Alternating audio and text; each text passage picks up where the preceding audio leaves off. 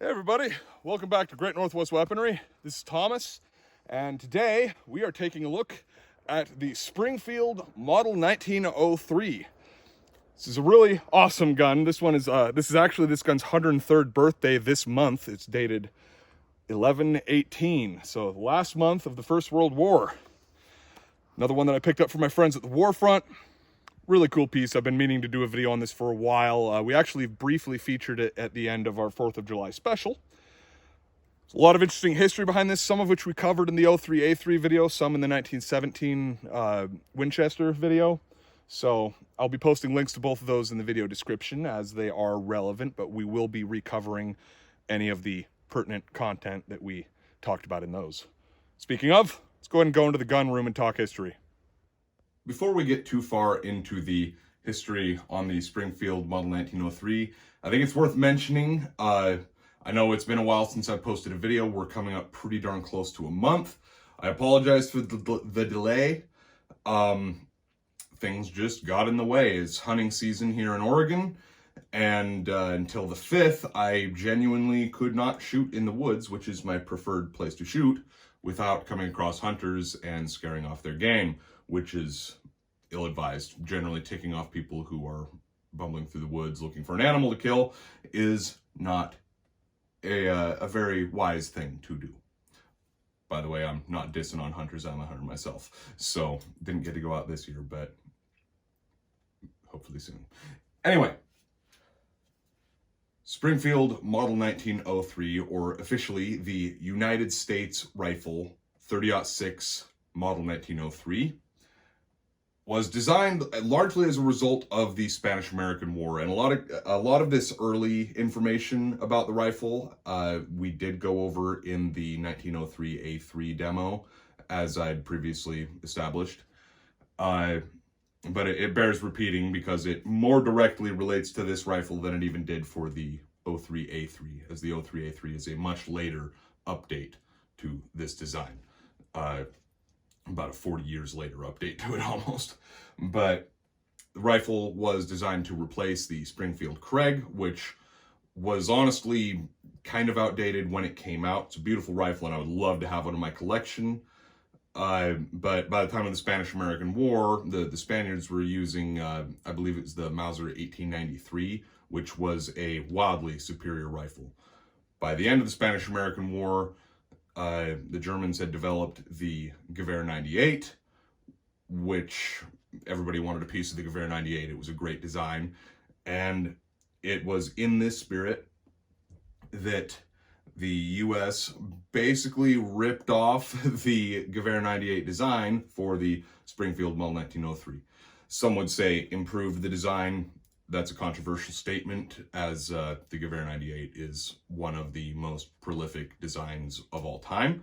But the 1903 is definitely a great rifle, and it saw long service in the U.S. in one form or another. The ripping off of the Mauser design, by the way, wasn't without its drawbacks. The U.S. government actually wound up having to pay Mauser a $200,000 settlement in 1903 money to avoid a lawsuit, as they went ahead with the design without asking for permission or purchasing the rights to use the design. They just kind of went and did it. The rifle was originally chambered in 30-03 or 30-03.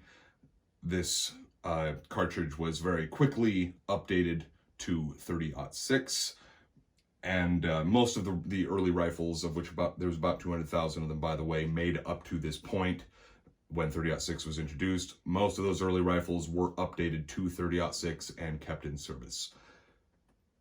Now, the most prolific use of this rifle would have been through World War I, and then, of course, the 03A3 has its turn for World War II. Again, link will be in the video description for that video, as they are very, very closely related. Honestly, the 03A3 is basically a simplification of the 03, though I will say the rear sight on an 03A3 is, I would say, outright superior, but The fit and finish of the 1903, the original design, is just superb. The finger grooves is a nice addition that was done away with. Even the top handguard, it just looks nice. This rear sight is overly complicated. The bluing on them is always just nice. This is one of the nicer pieces in my collection across the board, just bar none. And it's a true Springfield, which for the original Springfield 1903, I was hoping to get my hands on specifically a Springfield. Now, going into World War I, the Springfield 1903 was the standard infantry rifle, though I've read that I believe it's something around 840,000 or maybe a little more than 840,000 were in production or use during World War I. In the field, they were outnumbered about 2-1 by the Model 1917 American Enfield. And this is an interesting little side of the story. The 1903 is definitely the more famous of the two rifles. I am of the opinion that the 1917 is a better rifle, and I'm not alone in this. I've seen the claim, and I tend to agree with it, that the 1917 Eddystone or Winchester or Remington were, I believe, the three manufacturers. Many people I've seen make the claim that that was among, if not the best rifle of the early 20th century, bolt action. And I say I kind of agree with that claim. Just through the multitude of milsurp rifles that I've shot, it's a great gun. But running in a different vein than that, the famed Sergeant Alvin York, and this is a weird tangent, but bear with me. I've read that it was said by him that he preferred the Model 1903. Now, in the movie Sergeant York, which came out in the 40s, I believe, 1941, if I'm not mistaken. In the movie Sergeant York, he carries a 1903 throughout the movie, a 1903 and a Luger, by the way, which is a kind of an odd pairing. I mean, it's two World War I guns, but in actuality, by my understanding, he carried and used a Model 1917 during the actions that won him his Medal of Honor, and a 1911, which would have been a more standard setup for a USGI than a Luger paired with a 1903. The 1903 wouldn't be that uncommon, but they were outnumbered by between 2 and 3-1 by 1917s in the field. Like I say, about 840,000 existed of the 1903 during World War I, and about 2 million 1917s went overseas. So I don't know the exact number that went overseas of 1903s off the top of my head, but about 840,000 is what was made by the end of World War I, by my understanding. The two primary manufacturers of the rifle would be Springfield and, I believe, Rock Island for the World War I era. Rock Island produced the rifle up until 1919 and then ceased production entirely. Springfield continued making them until sometime in the 20s. I believe it was right around 1927, at which point they did not cease production per se.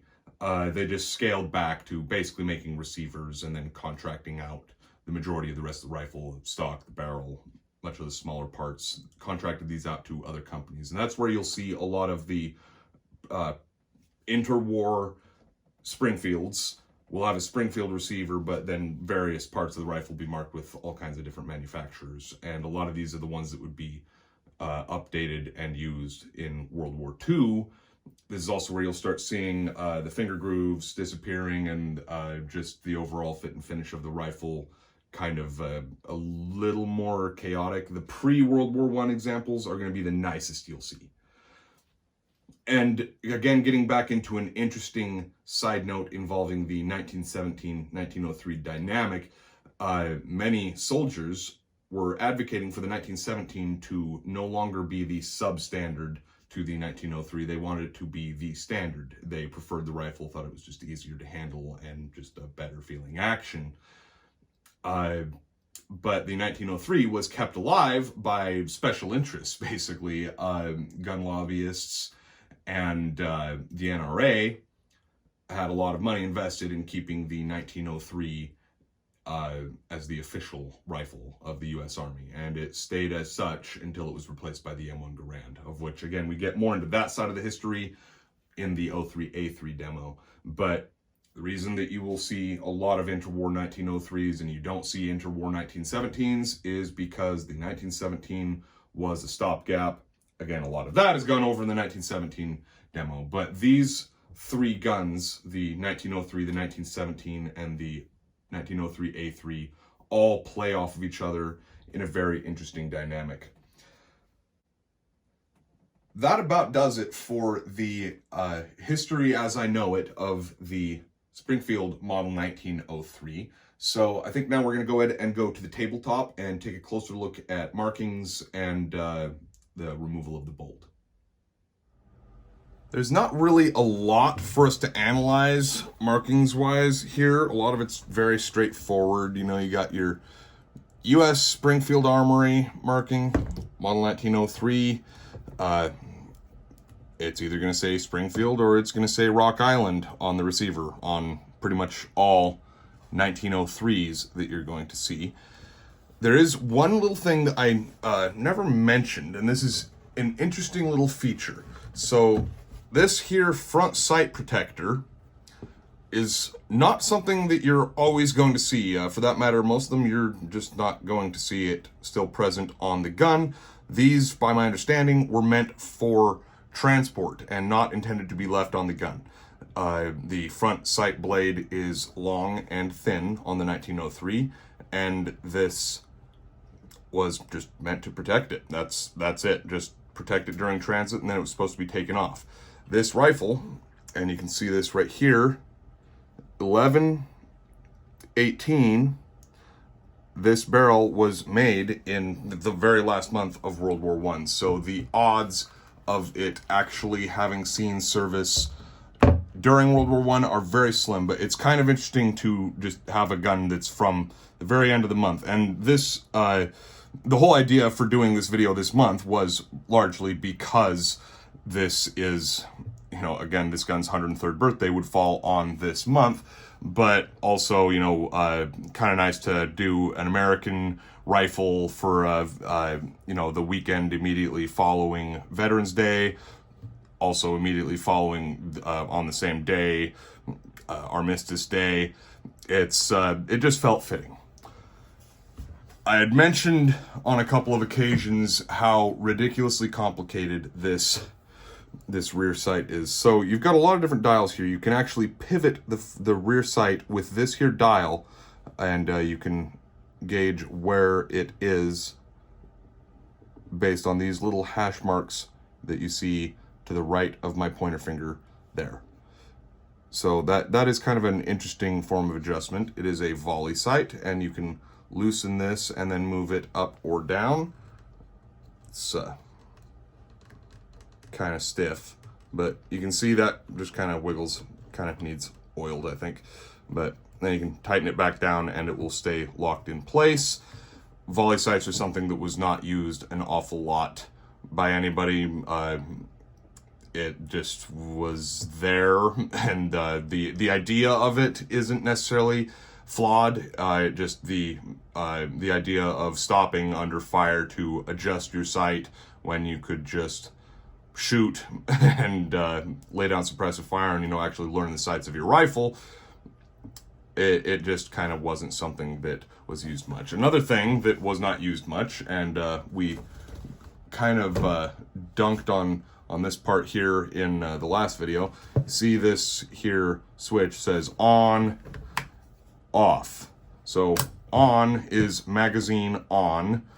That means that as you open the bolt travel will in fact clear the magazine so you can pick up a round. When this switch is off, the bolt stops shy of the end of the magazine and you're not actually picking up a bullet. So this is a magazine cutoff, which was a outdated design. The only real use of this is if you put it in the halfway position, now you can remove the bolt.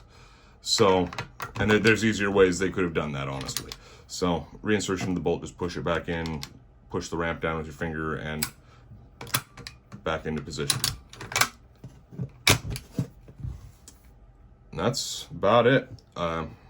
Guess we'll go out to the range and put another clip through this thing.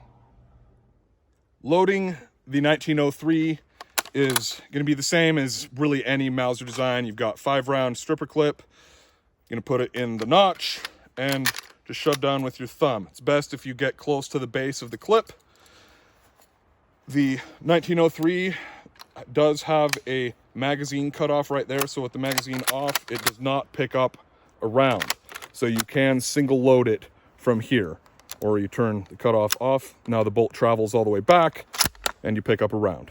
Safety is right here, so this is safe without the ability to manipulate the bolt, safe with the ability to manipulate the bolt, and fire. Got 5 rounds. Let's go ahead and throw them down range.